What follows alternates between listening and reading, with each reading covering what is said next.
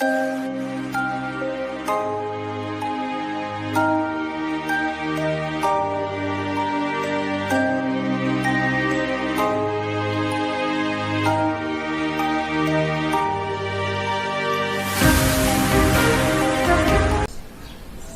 बच्चों, अभी तक हम कक्षा 12 के भौतिक विज्ञान विषय में पार्ट 1 को न्यूमेरिकल सहित पूर्ण कर चुके हैं। आज हम हमारा सेकंड चैप्टर गाउस का नियम एवं विद्युत क्षेत्र को शुरू करने वाले हैं। इस चैप्टर में हम क्या करेंगे, जो हमारे पास भिन्न भिन्न आवेशित वस्तुएं होंगी उनके चारों तरफ जो विद्युत क्षेत्र उत्पन्न होगा, हम गाउस के नियम की सहायता से, एक सूत्र की सहायता से, एक नियम की सहायता से उन भिन्न भिन्न आवेशित वस्तुओं के लिए विद्युत क्षेत्र की तीव्रता का व्यंजक व्युत्पत्ति करेंगे। तो इस चैप्टर में सबसे जो बेसिक चीज है वह एक भौतिक राशि है, विद्युत फ्लक्स। सबसे पहले हम इसका अध्ययन करेंगे, फिर गाउस के नियम पर हम चर्चा करेंगे। तो आइए हम शुरू करते हैं चैप्टर नंबर 2, गाउस का नियम एवं विद्युत क्षेत्र।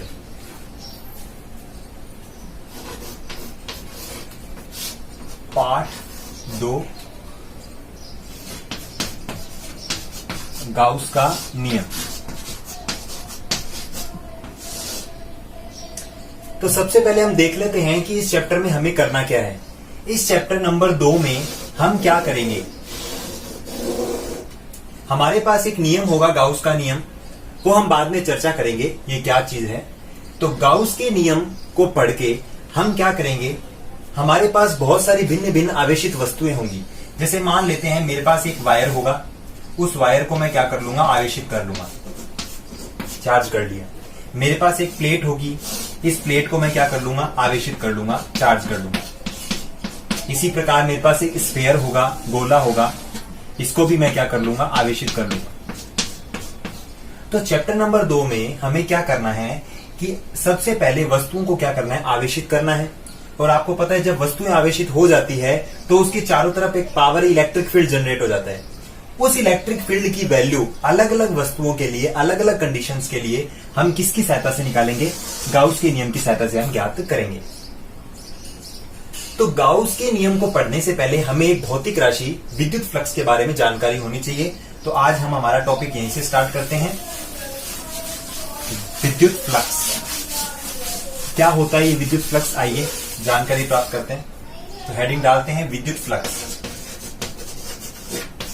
विद्युत फ्लक्स इंग्लिश में इसको बोलते हैं इलेक्ट्रिक फ्लक्स। Electric flux.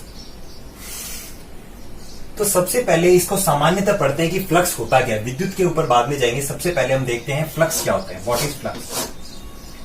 तो फ्लक्स का आप सामान्य भाषा में ये देखेंगे कि जैसे मान लेते हैं मेरे पास कोई एरिया है, जैसे मेरे पास मान लेते हैं एक बंद लूप है, एक एरिया है, और इसमें से यहां से पानी निकल रहा है, वाटर। या आप ऐसे ही कह दीजिए ये पाइप का एक कॉर्नर है और यहां से क्या निकल रहा है, वाटर निकल रहा है। तो हम इसे कहेंगे फ्लूइड का फ्लक्स या वाटर फ्लक्स, ठीक है। इसी प्रकार हम कह देते हैं कि ये कोई एरिया है और इस एरिया में से क्या निकल रही है, मैग्नेटिक लाइंस निकल रही है। मैग्नेटिक लाइन मतलब चुंबकीय बल रेखाएं। तो दिए गए क्षेत्रफल में से भी क्या निकल रहा है, चुंबकीय बल रेखाएं, तो हम इसे कह देंगे चुंबकीय फ्लक्स। अगर दिए गए क्षेत्रफल में से वाटर निकल रहा है तो पानी का फ्लक्स बोल देंगे। इसी प्रकार दिए गए क्षेत्रफल में से, एरिया में से यदि इलेक्ट्रिक फील्ड लाइंस निकल रही हैं तो हम कह देंगे कि ये है इलेक्ट्रिक फ्लक्स। तो सामान्यतः आपको फ्लक्स का मतलब क्या समझ में आया। जैसे मैंने एक एग्जांपल भी लिया है, यहां पर एक छोटा सा मैंने आयताकार टुकड़ा लिया है, ठीक है। तो मान लेते हैं यहां से मैं क्या करता हूं, एक टॉर्च को चालू करता हूं और टॉर्च से क्या करता हूं, इसको लाइट को इसके ऊपर इंसिडेंट करता हूं, आपतित करता हूं। तो आप देखेंगे कि यहां पर ब्लैक बोर्ड पर जो टॉर्च की लाइट होगी वहां से इसका यहां पर एक इस प्रकार से चित्र बन जाएगा, इस प्रकार से।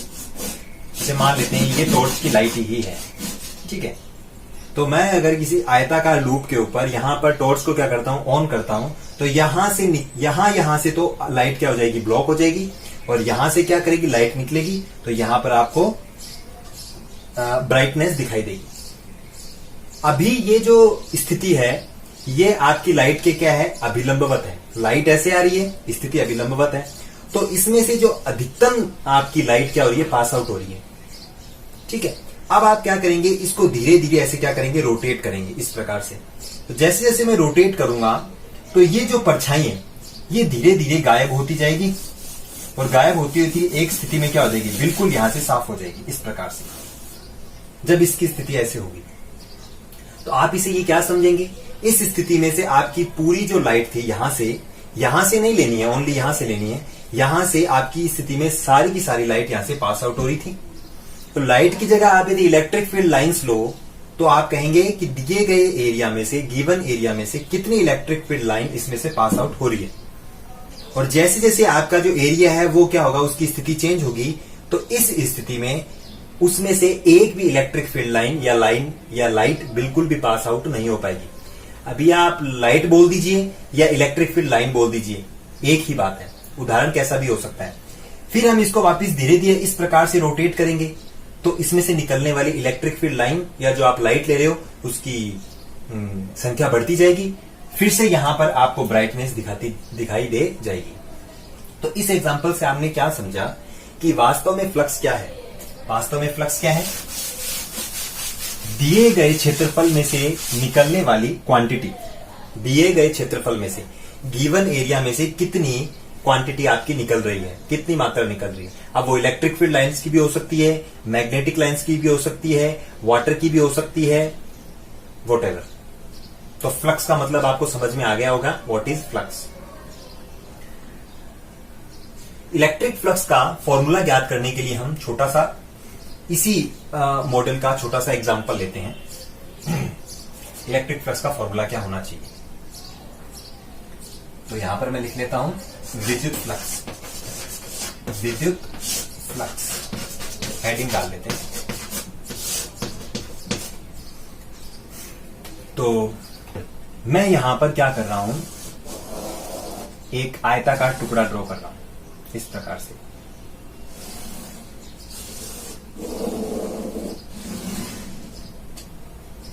ठीक है, इसको थोड़ा इसकी स्थिति चेंज कर देते हैं, 3D डायग्राम बना लेते हैं।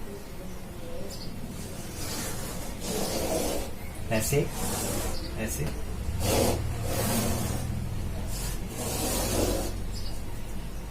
तो मेरे पास ये जो आयताकार टुकड़ा है, इस आयताकार टुकड़े में मैं इतना एरिया कंसीडर कर रहा हूं।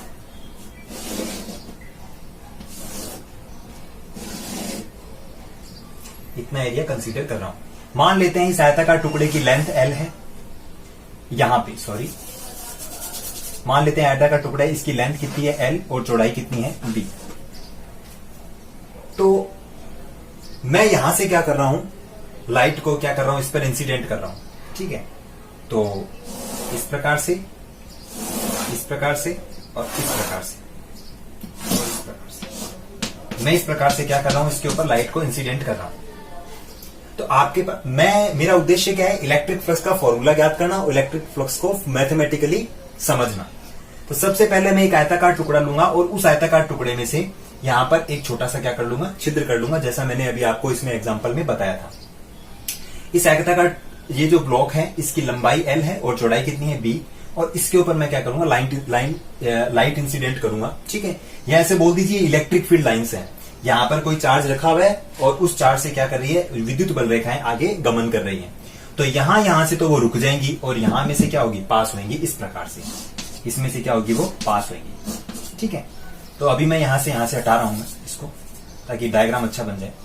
अब ये जो इलेक्ट्रिक फील्ड लाइंस है इस एरिया में से निकल रही है, तो दिए गए क्षेत्रफल में से निकलने वाली जो विद्युत बल रेखाएं हैं वही क्या होगी, विद्युत फ्लक्स होगी। ये अभी हम अध्ययन कर चुके हैं।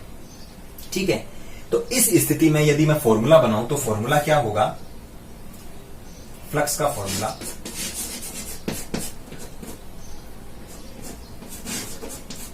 Field lines pass through per unit area, पर यूनिट एरिया। तो मैं इस क्षेत्रफल को छोटे छोटे टुकड़ों में डिवाइड कर लेता हूं इस प्रकार से, ठीक है। मैं इस एरिया को छोटे छोटे टुकड़ों में डिवाइड कर लेता हूं, दिस वन। तो ये जो एक बड़ा टुकड़ा है वो छोटे छोटे क्षेत्रफल से क्या हुआ है, मिलके बना है। तो मैं सबसे पहले जो हमारा फ्लक्स है उसको केवल एक क्षेत्रफल में से उसका रिजल्ट निकाल लूंगा, और यदि पूरे क्षेत्रफल के लिए मेरे को रिजल्ट निकालना है तो मैं उसको क्या करूंगा, इसके पूरे एरिया से इसको क्या कर दूंगा, मल्टीप्लाई कर दूंगा। आपको चीज समझ में आ गई होगी कि जो आपका फ्लक्स, आपको टोटल फ्लक्स निकालना है, एक छोटे से भाग में से आप क्या करें, फ्लक्स का मान निकाल लें, कितनी इलेक्ट्रिक फील्ड लाइन निकल रही है वो आप निकाल सकते हैं, और उसको पूरे एरिया में से यदि आप गुणा करवाएंगे तो पूरे एरिया में से निकलने वाले फ्लक्स का मान आपके पास निकल जाएगा, ठीक है। तो field lines pass through per unit area, एकांक क्षेत्रफल में से निकलने वाली विद्युत बल रेखाएं, इसको इलेक्ट्रिक फील्ड डेंसिटी भी बोलते हैं, और इसको हम इलेक्ट्रिक फील्ड से ही रिप्रेजेंट करेंगे, दैट इज इलेक्ट्रिक फील्ड, ठीक है, विद्युत क्षेत्र की तीव्रता।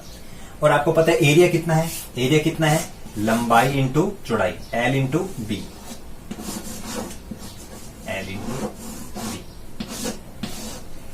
तो ये वाली स्थिति में जो फॉर्मूला है, ये हमारे पास फ्लक्स का फॉर्मूला होगा जब आपका तल विद्युत बल रेखाओं के क्या है, एकदम लंबवत है, इस स्थिति में, ठीक है। तो ये जो स्थिति है, इस स्थिति में आपकी इलेक्ट्रिक फील्ड लाइंस के तल एकदम क्या है, लंबवत है, परपेंडिकुलर है, और फ्लक्स को किससे रिप्रेजेंट करते हैं, फाई से। अब आपको स्थिति चेंज करनी है, आपको क्या करना है, अपने जो तल को धीरे धीरे क्या करना है, थीटा एंगल से रोटेट करना है, रोटेट करना है, ठीक है। तो उसके लिए फॉर्मूला देखते हैं, इसको यहां से चेंज कर देते हैं।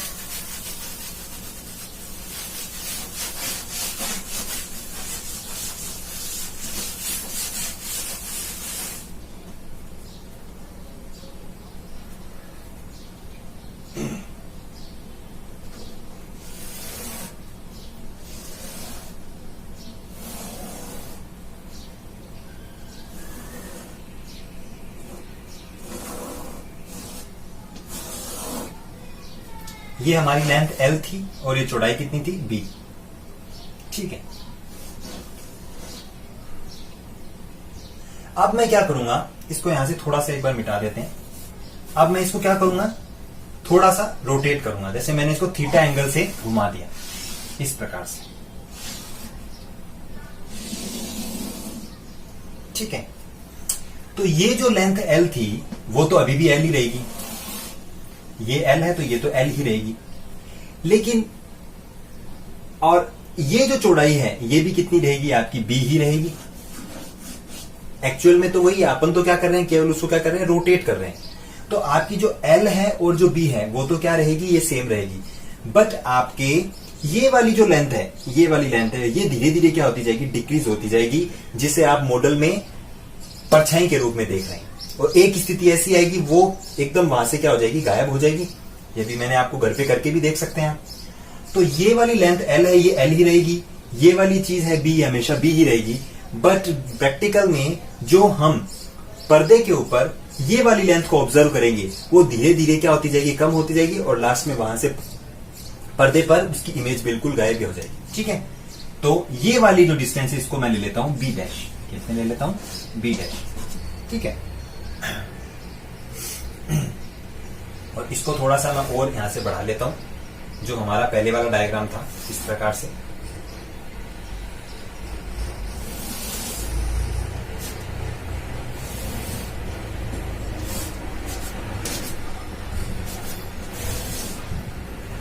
तो आप गौर करके देख सकते हैं कि जैसे जैसे आपकी शीट या क्षेत्रफल धीरे धीरे ऐसे रोटेट होगा, ये इलेक्ट्रिक फील्ड लाइंस धीरे धीरे क्या होती जाएगी, कम होती जाएगी। इसका मतलब विद्युत फ्लक्स का मान क्या होता जाएगा, घटता जाएगा। तो मान लेते हैं मैंने इसको थीटा एंगल से घुमा दिया, यहां से मान लेते हैं मैंने इसको थीटा एंगल से यहां से घुमा दिया। तो आप क्या कर सकते हैं, इस स्थिति में फ्लक्स का फॉर्मूला ज्ञात कर सकते हैं। इस स्थिति में फ्लक्स का फॉर्मूला क्या होगा, फ्लक्स का फॉर्मूला होगा, मैंने आपको बताया था, फ्लक्स को फाई से रिप्रेजेंट करते हैं, और flux phi is equal to electric field lines passing through per unit area multiply by total area. तो इसको भी मैं छोटे छोटे क्षेत्रफल में क्या कर दूंगा, उसी तरह क्या कर दूंगा, मल्टीप्लाई कर दूंगा। तो यहां पर तो आएगा इलेक्ट्रिक फील्ड आएगा E, इलेक्ट्रिक फील्ड इंटेंसिटी, ठीक है, वेक्टर बाद में लगाएंगे, इलेक्ट्रिक फील्ड इंटेंसिटी। और यहां पर देखते हैं एरिया, एरिया कितना है। तो एरिया क्या होता है, लंबाई इंटू चौड़ाई।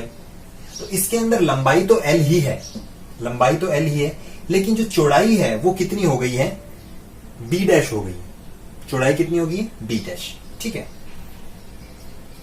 तो यहां पर मैं लिख लेता हूं, ये आपको थोड़ा समझना पड़ेगा कि जब आप यहां से टॉर्च से इसके ऊपर लाइट को इंसिडेंट करेंगे तो लाइट आती जा रही है और आपकी शीट धीरे धीरे घूमती जा रही है। तो जैसे जैसे शीट आगे घूमेगी, रोटेट होगी, तो उसका जो चित्र अपने को पर्दे पर प्राप्त होगा, उसका एरिया क्या होता जाएगा, कम होता जाएगा। लेंथ उतनी रहेगी लेकिन उसकी चौड़ाई धीरे धीरे क्या होती जाएगी, डिक्रीज होती जाएगी। तो उस चौड़ाई को मैं कितना ले रहा हूं, B डैश। L इंटू कितना ले रहा हूं, B डैश, ठीक है। इलेक्ट्रिक फील्ड E, अब यहां पे है L। अब जरा B डैश की वैल्यू यहां से निकालते हैं। तो ये जो अपने पास ट्राइंगल है, इसमें यदि मैं कोस थीटा की वैल्यू निकालना, इसमें कोस थीटा, कोस थीटा की वैल्यू क्या होती है, लाल बट्टा काका से आधार बट्टा पर। तो कॉस थीटा कितना हो जाएगा, cos theta is equal to आधार, थीटा के सामने वाला लंब और ये आपका आधार है, ठीक है, और ये आपका कर्ण है। तो आधार तो कितना है, B डैश, और कर्ण कितना है, B। तो यहां से B डैश की वैल्यू कितनी है, B dash is equal to B cos theta, that is B cos theta. यहां पे आ जाएगा B cos थीटा। आपको पता है L इंटू B फिर से क्या बन गया, एरिया, दैट इज EA, और यहां पर क्या हो जाएगा, cos थीटा। और आपको पता है जब थीटा को अंदर आप एंटर करवाएंगे क्रॉस प्रोडक्ट और डॉट प्रोडक्ट में, तो यहां पे क्या लगेगा, डॉट लगेगा। इसका मतलब जो आपका इलेक्ट्रिक फ्लक्स फाई है वो आपकी इलेक्ट्रिक फील्ड इंटेंसिटी और जो एरिया वेक्टर है, एरिया वेक्टर है उसका डॉट प्रोडक्ट के बराबर होगा। ये हमारे पास इलेक्ट्रिक फ्लक्स का फॉर्मूला प्राप्त हुआ है। तो इलेक्ट्रिक फ्लक्स क्या है कि दिए गए क्षेत्रफल में से आपके पास जो एरिया है, दिया गया क्षेत्रफल है, उसके अंदर से कितनी इलेक्ट्रिक फील्ड लाइंस आपकी निकल रही है, उसकी जो संख्या है वही आपका इलेक्ट्रिक फ्लक्स होगा। यह एक अदिश राशि है, इसको फाई से डिनोट करते हैं। और फ्लक्स का मान किन किन चीजों पर डिपेंड करता है, 3 चीजों पर डिपेंड करता है। एक तो इलेक्ट्रिक फील्ड की इंटेंसिटी पर, विद्युत बल रेखाओं की संख्या पर, एक आपका एरिया वेक्टर है, एरिया कितना बड़ा है कितना छोटा है उसके ऊपर भी डिपेंड करेगा, और एरिया वेक्टर और जो आपका इलेक्ट्रिक फील्ड इंटेंसिटी है उनके मध्य जो कोण है थीटा, उसके ऊपर डिपेंड कर रहा है। क्योंकि जब आपका एरिया ऐसे पड़ा है तो मैक्सिमम इलेक्ट्रिक फील्ड लाइन इसमें से निकलेगी, और जब आपका एरिया ऐसे है तो इसमें से एक भी electric field lines pass out नहीं होगी। तो गिवन एरिया में से इलेक्ट्रिक फील्ड लाइंस का पास होना बहुत ही जरूरी है। तो आपने भी क्या देखा, इलेक्ट्रिक फ्लक्स क्या है उसको हमने मॉडल से समझा है, उसकी डेफिनेशन अभी हम लिखेंगे, और उसको इस मॉडल से हमने इसका फॉर्मूला डिराइव किया। फाई इज इक्वल टू कितना होता है, E dot A, area vector, ठीक है। अब हम यहां पर ये देखते हैं ये एरिया वेक्टर कैसे होता है। एरिया जो होता है, एरिया कभी भी वेक्टर नहीं होता। जो स्मॉल एरिया का जो स्मॉल एलिमेंट होता है, अल्पांश क्षेत्रफल होता है, उसे हम भौतिकी में क्या करते हैं, सदिश राशि के रूप में व्यक्त करते हैं। तो इसी डायग्राम से हम क्या कर लेते हैं, एक बार एक्स्ट्रा में चल लेते हैं। ये जो एरिया होता है इसे हम सदिश राशि के रूप में कैसे लिखते हैं। और आपको ये मैंने बताया था कि कोई भी जो एरिया होता है उसकी जो डायरेक्शन होती है वो पृष्ठ की क्या होती है, हमेशा लंबवत। जैसे ये ब्लैक बोर्ड है, ये एक एरिया है, तो इसकी जो डायरेक्शन होगी एरिया वेक्टर की वो हमेशा इसके पृष्ठ की क्या होगी, लंबवत, एकदम परपेंडिकुलर होगी, ठीक है। तो आप इसे नोट कर सकते हैं।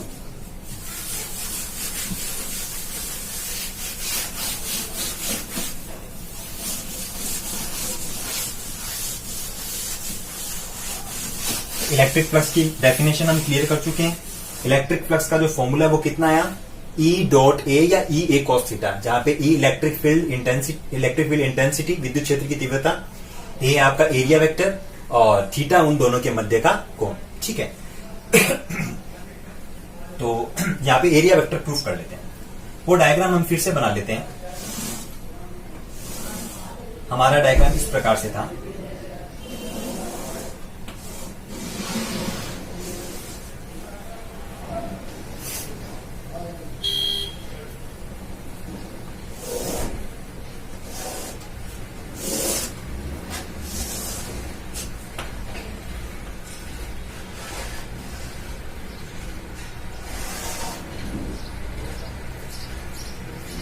थोड़ा सा फिर से बना लेते हैं।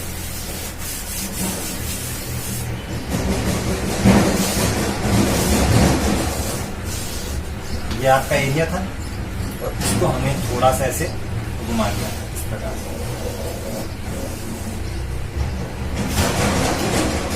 अब जरा गौर करके देखिए, मैं हमारा जो एरिया है, एरिया का भी कौन सा स्मॉल एलिमेंट जैसे मान लेते हैं कि ये आपके पास इतना बड़ा एरिया है, तो मैं इसको छोटे छोटे अल्पांश के रूप में बांट सकता हूं, छोटे छोटे अल्पांशों इस प्रकार से। तो ये जो एक मैंने टुकड़ा बनाया है इसको मैं कहता हूं अल्पांश क्षेत्रफल। और इस एरिया के आगे मैं लगा दूंगा डी। तो कोई भी जो क्वांटिटी है, जैसे डीएल है, डीए है, डीवी है, तो कोई भी भौतिक राशि के आगे यदि आप डी लगा देंगे तो वहां पर आप इसको पढ़ेंगे अल्पांश। अल्पांश मतलब छोटे से भाग का, तो ये आप कह देंगे अल्पांश क्षेत्रफल, दैट इज डी। अल्पांश क्षेत्रफल हमेशा क्या होता है, सदिश राशि होती है और इसे एरिया वेक्टर बोलते हैं और इसकी डायरेक्शन हमेशा पृष्ठ की क्या होती है, लंबवत। ये हम प्रूफ कर रहे हैं।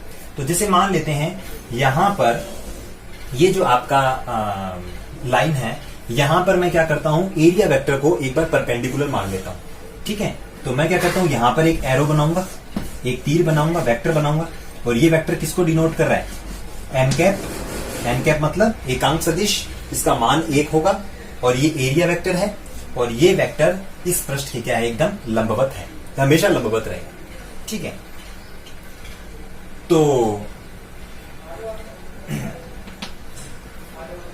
ऐसी की ऐसी लाइन में थोड़ी सी यहां और बना लेता हूं। ठीक है, क्योंकि आपको पता है इलेक्ट्रिक फील्ड लाइंस तो क्या होती है, एरिया में से पास आउट होती है, तो मैं इस प्रकार से इमेजिनरी लाइन बना लेता हूं। ठीक है, तो जरा गौर करके देखिए, ये जो लाइन है ये इस पृष्ठ के क्या है, लंबवत है, तो ये एंगल तो कितना होगा, 90 डिग्री का ही होगा। ये एंगल तो 90 डिग्री का ही है। और इस वाली पृष्ठ की स्थिति पहले ऐसे थी, फिर मैंने इसको क्या कर दिया, थोड़ा सा घुमा दिया। कितने एंगल से घुमाया, थीटा एंगल से मैंने इसको क्या कर दिया, रोटेट कर दिया। ठीक है, और ये वाला जो एंगल है, चलो आपको प्रॉब्लम हो रही है तो ये वाला जो एरो है ना मैं ऊपर बना लेता हूं ताकि इसका डायग्राम थोड़ा सा अच्छा बन जाए। ठीक है, वरना कॉम्प्लिकेटेड हो जाएगा। यहां पे कर लेते हैं, एरिया वेक्टर पृष्ठ के लंबवत इस प्रकार से यहां कर लेते हैं इस प्रकार से, और यहां एक लाइन खींच लेते हैं इमेज। तो ये वाला जो एंगल है ये तो हमेशा 90 डिग्री होगा, क्योंकि ये जो आपका वेक्टर है, एरिया वेक्टर आप कह रहे हैं कि क्या होता है, पृष्ठ के लंबवत, ये हम प्रूफ करना चाहते हैं। तो एक बार मान लेते हैं कि इस पृष्ठ के जो एरिया वेक्टर है एन कैप वो इसके परपेंडिकुलर, तो ये 90 डिग्री का हो जाएगा। ये हमने 90 डिग्री कर दिया, और ये पृष्ठ इस स्थिति में कितने एंगल से आपने रोटेट कर दिया, इसको थीटा एंगल से क्या कर दिया, टिल्ट कर दिया, घुमा दिया। ये एंगल कितना हो गया, थीटा। और ये एंगल आपको पता है कितने डिग्री का है, 90 डिग्री का है। ये एंगल कितने डिग्री का है, 90 डिग्री का। तो ये जो आपका ट्राइंगल बना है इसमें ये थीटा है और ये अगर 90 है तो ये वाला एंगल कितना होगा, ये तो 90 माइनस थीटा ही होगा। ये तो आपको पता ही है, क्योंकि त्रिभुज के तीनों कोणों का योग कितना होता है, 180 डिग्री होता है और 180 डिग्री होता है। तो मान लेते हैं ये एंगल आपको निकालना है। ठीक है, तो ये एंगल कितना होगा, मान लेते हैं थीटा है। ठीक है, प्लस ये कितना है, 90, और ये कितना है, ये थीटा है।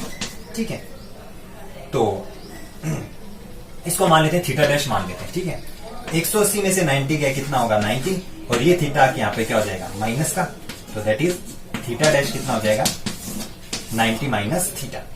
तो ये वाला जो एंगल है ये हमारे पास 90 माइनस थीटा आ गया। और ये आपकी जो लाइन है ये कितनी है, स्ट्रेट लाइन है। तो ये जो पूरा टोटल एंगल होता है, स्ट्रेट लाइन का जो एंगल होता है ये वाला, ये कितना होता है, 180 डिग्री का। कितना है, 180 डिग्री का। तो ये तो कितना है, 90 माइनस थीटा, ये 90 है, तो ये एंगल कितना हो जाएगा, थीटा ही होगा। कैसे, ये अगर 90 माइनस थीटा है और ये वाला एंगल कितना है, 90 है, तो ये वाला एंगल कितना होगा, इनका टोटल सम कितना होना चाहिए, 180 डिग्री होना चाहिए। ठीक है, और ये एंगल मेरे को निकालना है, तो इसको मैं क्या मान लूंगा, थीटा मान लेता हूं।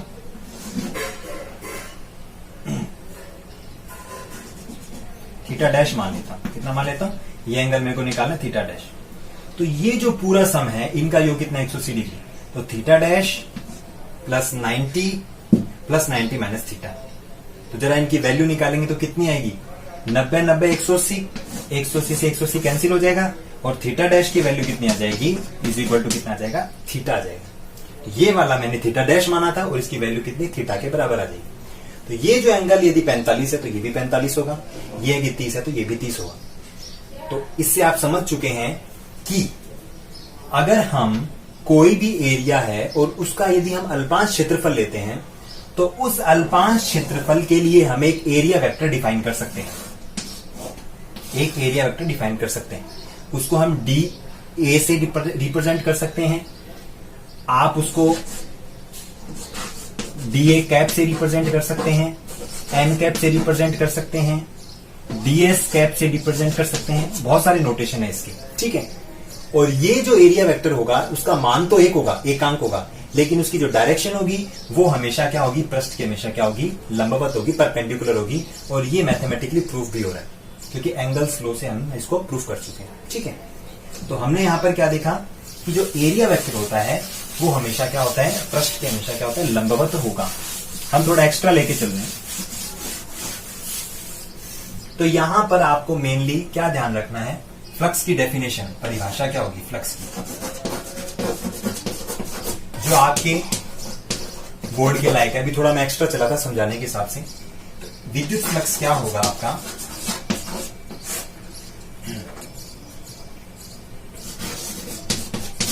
दिए गए अल्पांश क्षेत्रफल से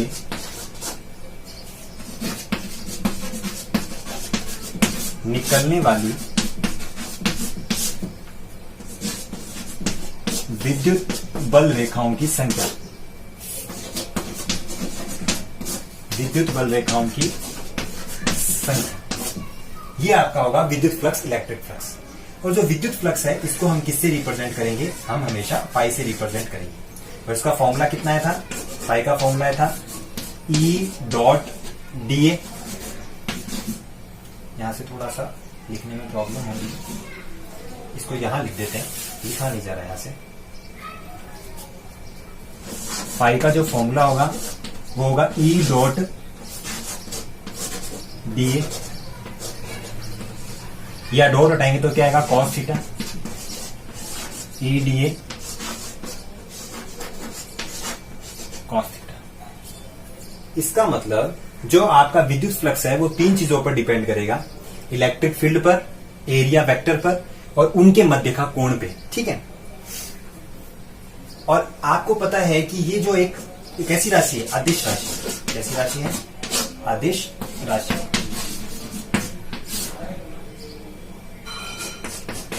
अगर आपको इसका मात्रक और विमा निकालनी हो तो मात्रक और विमा निकालनी तो कैसे होगी, आपको पता है इलेक्ट्रिक फील्ड का मात्रक क्या होता है, इलेक्ट्रिक फील्ड का मात्रक क्या होता है, E बराबर एफ अपॉन क्यू, तो न्यूटन पर कूलम। और एरिया का मात्रक क्या होता है, मीटर स्क्वायर, तो यहां पर कर देंगे मीटर स्क्वायर। और थीटा आपको पता है रेडियन है, तो उसको तो आपको पता है कौन सी पूरक भौतिक राशि है, ठीक है। तो न्यूटन पर कूलम इंटू मीटर स्क्वायर, ये आपका क्या हो जाएगी, इसका मात्रक हो जाएगा। अगर आपको इससे इसकी विमा निकालनी तो विमा भी निकाल सकते हैं। विमा कैसे निकालेंगे, न्यूटन बल, बल की विमा कितनी होती है, M1 L1 T-2। Coulomb, coulomb की कितनी होती है, A1 T1 multiply by metre square area, that is L2। तो इसको सॉल्व करके आप इसकी विमा भी निकाल सकते हैं। तो आपने विद्युत फ्लक्स को समझा, विद्युत फ्लक्स की परिभाषा देखी, विद्युत फ्लक्स का सूत्र देखा और उसके बाद में उसका मात्रक और उसकी विमा भी हम फाइंड आउट कर सके हैं। यह एक स्केलर क्वांटिटी, ठीक है। तो आप इसे नोट कर सकते हैं।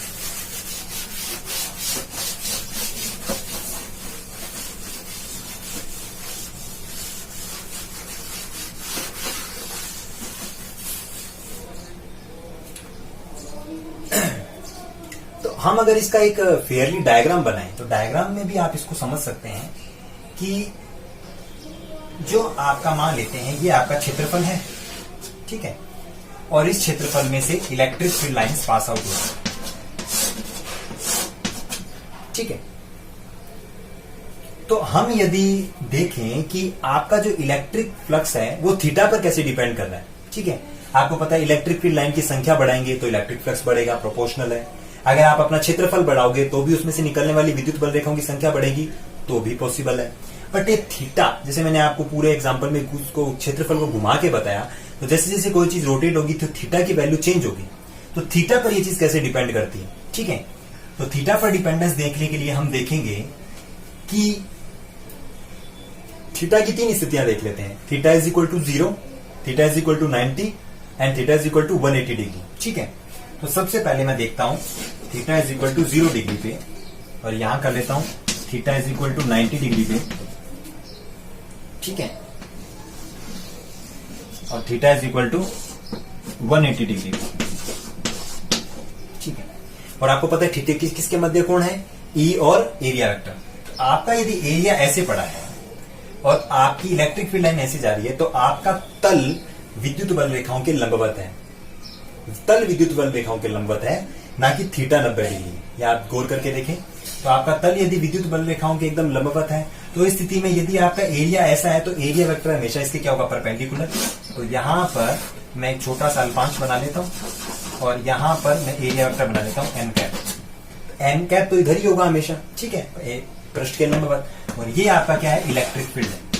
तो एरिया वेक्टर और इलेक्ट्रिक फील्ड दोनों एक दूसरे के क्या है, समांतर है। तो थीटा इज इक्वल टू कितना होगा, 0। और कोस 0 की वैल्यू कितनी होती है, कोस 0 कितना होता है, 1। तो यदि इस स्थिति में मैं देखूं तो फ्लक्स कितना होगा, तो इस स्थिति में फ्लक्स कितना होगा, फाई बराबर E D S cos theta, cos 0 1, that is E D. और ये जो होगा इस स्थिति में मैक्सिमम होगा। ये सारी की सारी विद्युत बल रेखाएं आपके एरिया में से क्या हो जाएगी, पास आउट हो जाएगी। ये आपका एरिया, ठीक है। थीटा इज इक्वल टू 90 में अगर ये आपकी विद्युत बल रेखाएं हैं और आप इस एरिया को धीरे धीरे घुमाते घुमाते इस प्रकार से रखते हैं, कैसे, इस प्रकार से रखते हैं, तो एरिया वेक्टर इस बार क्या हो जाएगा, पृष्ठ के लंबवत इधर हो जाएगा और इलेक्ट्रिक फील्ड कहां हो जाएगा, इधर हो जाएगा। तो इलेक्ट्रिक फील्ड और एरिया वेक्टर एक दूसरे के लंबवत होने से थीटा 90 डिग्री हो गया। और आपको पता है cos 90 कितना होता है, 0। तो फ्लक्स में जब यहां पर रखेंगे ई डी ए कॉस थीटा, तो cos 90 0 होने से इस स्थिति में जो फ्लक्स आएगा, वो कितना आएगा, 0 आएगा। एक भी इलेक्ट्रिक फील्ड लाइन इस स्थिति में पास आउट नहीं होगी। आप इसको इमेजिन भी कर सकते हैं। इसी प्रकार अगले एग्जांपल में थीटा 180 डिग्री है। अगर मैं कहूं यहां पे इलेक्ट्रिक फील्ड लाइन इधर है और आपका एरिया ऐसे है इस बार, और आप एरिया वेक्टर इस साइड ले रहे हैं, इस डायरेक्शन, पृष्ठ के लंबवत इधर एन कैप। तो जरा गौर करके देखिए, इलेक्ट्रिक फील्ड लाइंस तो क्या होगी, इधर, और एरिया वेक्टर क्या होगा, पृष्ठ के लंबवत इधर। तो दोनों के मध्य एंगल कितना हो गया, 180। cos 180 कितना होता है, -1। cos 180 कितना होता है, -1। तो इसमें प्लस माइनस का फर्क है और इलेक्ट्रिक फील्ड लाइंस मैक्सिमम ही पास आउट होगी। दैट इज कितनी होगी, phi is equal to E D A, और चिन्ह किसका आएगा, माइनस का। चिन्ह किसका आएगा, माइनस का। cos 180 क्या होता है, -1। इसका मतलब आप देख रहे हैं कि जैसे जैसे आपकी इलेक्ट्रिक जो आपका एरिया है, अगर पृष्ठ इलेक्ट्रिक फील्ड लाइंस के लंबवत है तब तो मैक्सिमम इलेक्ट्रिक फ्लक्स होगा, और जैसे जैसे ये घूमता घूमता इस स्थिति में आ जाएगा 0, और फिर से धीरे धीरे फ्लक्स बढ़ता जाएगा और इस स्थिति में फिर से क्या हो जाएगा, मैक्सिमम, ठीक है। That is EDA minus EDA and that is 0।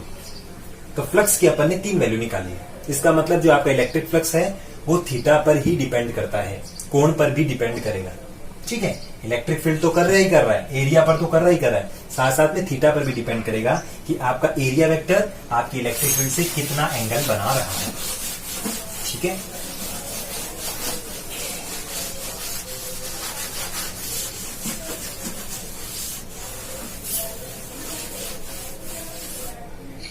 आप इसे नोट कर सकते हैं। तो आज की क्लास में हमने क्या देखा, इलेक्ट्रिक फ्लक्स को समझा, उसका सूत्र मात्रक वीमा, और ये जो हमने टॉपिक किया है इलेक्ट्रिक फ्लक्स, ये हमारे गाउस के नियम से सबसे इंपॉर्टेंट रोल प्ले करेगा। इसलिए हमने क्या किया है, जो इलेक्ट्रिक फ्लक्स का जो टॉपिक है हमने पूरा डीपली इसका अध्ययन किया है। आप इसके नोट्स बनाएं, इसको घर पे पढ़ें, और अगली क्लास में हम क्या करेंगे, इसी प्रकार से एक नया टॉपिक उठाएंगे, सतत आवेश वितरण। तो सतत आवेश वितरण और जो हमारा विद्युत फ्लक्स है वो हमारे गाउस के नियम में हमारा इंपॉर्टेंट रोल प्ले करेगा, और उस गाउस के नियम की सहायता से हम आवेशित वस्तुएं की क्या करेंगे, विद्युत क्षेत्र की तीव्रताओं के व्यंजक व्युत्पन्न करेंगे। धन्यवाद।